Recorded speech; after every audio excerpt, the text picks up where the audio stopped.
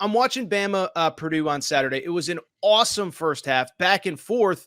And I tweeted, and I'm one of these people. I just kind of tweet my thoughts in real time, right? So I tweeted, amazing first half, best half of basketball we've seen all year.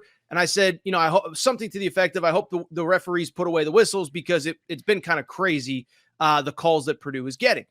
And so Alabama fans clearly love that. They jumped in and they were commenting. Then what surprised me, Tennessee, which played Purdue earlier in the year in the Maui Invitational, Purdue shot 48 foul shots against Tennessee in that game.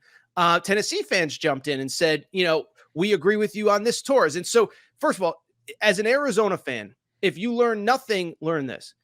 I don't think there are two fan bases in America that hate each other more than Tennessee and Alabama. And I'm being serious when I say that. People think Tennessee fans really hate Kentucky or Alabama fans really hate Auburn.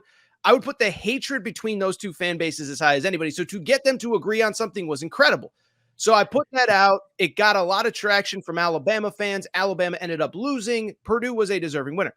So the next morning, I'm kind of listening to one of these college basketball shows, and all they're raving about, oh, Zach Edey was again dominant, blah, blah, blah, blah, blah, without even acknowledging that I think of Alabama's 4 big guys, 2 fouled out, 1 had 4 fouls for sure, and I think the other one had either 3 or 4 fouls. By the way, Zach Edey did not even pick up his first foul until about the 12-minute mark of the second half, okay? Right. So long story short, just for fun, because I see, the Zach Edey, and by the way, Zach Edey is a great player. I'll be quick because I want to get back to the main point of the story. The one thing that has sucked about this week is that it feels like all I'm doing is being critical of a 21-year-old kid who is a very good college basketball player. That's not what this is intended to be. But I went back and looked it up. In Purdue's 4 biggest games of the year, Purdue is plus 44 at the free throw line. Do some math. That's plus 11 per game over the 4 biggest games of their season. Right. Saying that foul shots should be 50-50 down the middle. That's not how basketball works. But it is a trend. I thought it was at least worth discussing. I discussed on my pod. Then I put out a clip of it on my social media, on my podcast page. That clip went bananas. And Mike, you know this, is that put out a clip. People think there's an unlimited number of characters on social media, not on Twitter, not, right. I don't pay the $11.99 or whatever to get those unlimited characters. So I just bring it up because I couldn't make the whole argument and credit Zach Edey for being awesome. I just said, here are the facts. Well, Purdue fans got a hold of it. They got mad. Then the loser media members that, there's a small clique of loser college basketball media members that all have the same opinion on every single topic. They have no audience. No one cares about their work. And then they wonder why. It's because you have the same opinion. So, and by the way, all I did was raise the question. All I did was raise the point. By the way, the following day, Nate Oates did a radio show where he essentially brought up the same thing. Nate Oates, you can like him. You cannot like him. By the way, this is the longest rant ever. So keep going. We love it. Listen, you can like Nate Oates. You cannot like Nate Oates. I think we all agree he is a great tactician, whether you agree or not with the way he handled Brandon Miller. He's a great tactician. And he basically said on his radio show, he said, if they're going to referee like that, no one has a chance to beat him. Right. So anyway, I guess it was Monday into Tuesday was just one loser media member with no audience after another, blue check mark. They want to look tough to everybody on social media. It's unbelievable. It makes me laugh, and whatever. And I think I'm right on this. By the way, I think there's nuance. There's nuance to this, right? I mean, 3-point, what percentage of your shots are in the 2-point paint, the paint touches versus non-paint touches, blah, blah, blah. So anyway, the only point I'm trying to make, there is nuance. I thought it was at least worth asking the question, but like so often on social media, when you broach a topic that the consensus disagrees on, they try to quiet you. They try to silence you. Right. Torres will not be silenced. Only by my wife. When she tells me to shut up, I shut up. But other than that, beacon of truth during an uncertain time. That's what I mean. Yes. I will say this about our society, and I don't mean to be all societal and talk about, government conspiracy.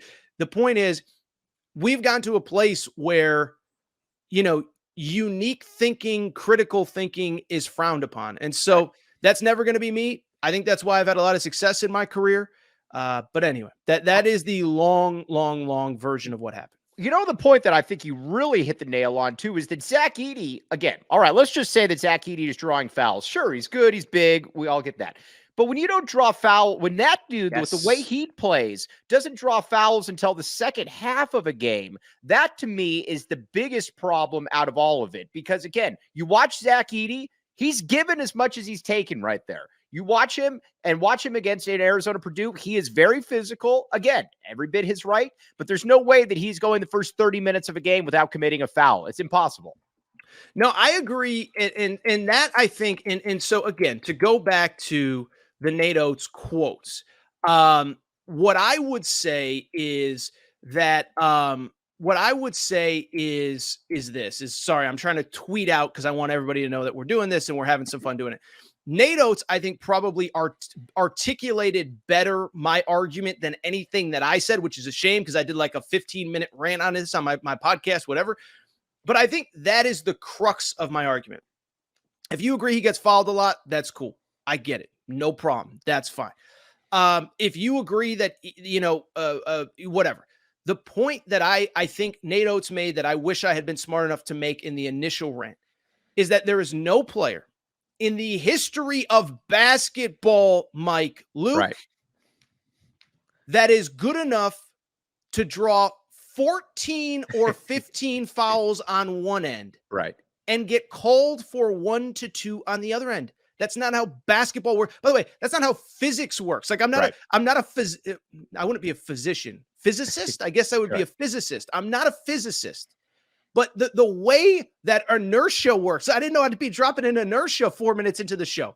But the way that inertia works, the way that bodies move, it is literally impossible. I mean, it's possible if the refereeing is one-sided, but if it's not one-sided, then whatever. So you get the point. But that to me is the crux of the argument, is that no player in the history of basketball has ever been good enough to draw 14, 15, 16, 18 fouls on one end and commit 1, 2, 3 on the other. It doesn't happen unless the refereeing is one-sided.